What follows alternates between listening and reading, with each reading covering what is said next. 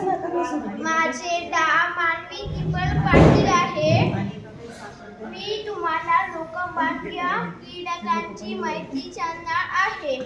आज लोकमान्य टिळकांची जयंती आहे.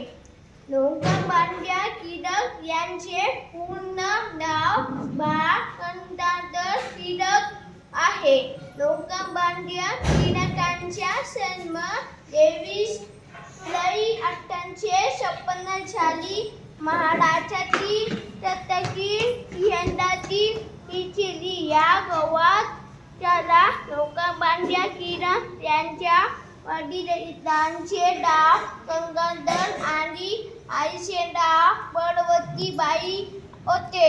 वयाच्या 7व्या वर्षी त्यांचा विवाह सतीबाई यांच्याशी झाला.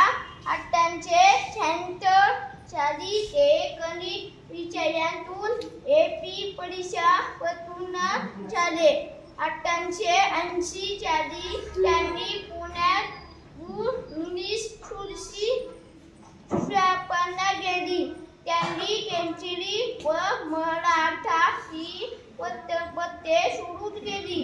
त्यांनी चव्हाण-चलित गणेशोत्सव व शिवजयंती सारखे उत्सव सुरू केले.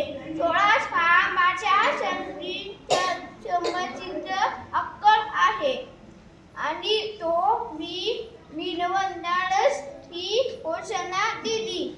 मंडेलेच्या तुरुंगात त्यांनी टिळकांस हा उगा लिहिला.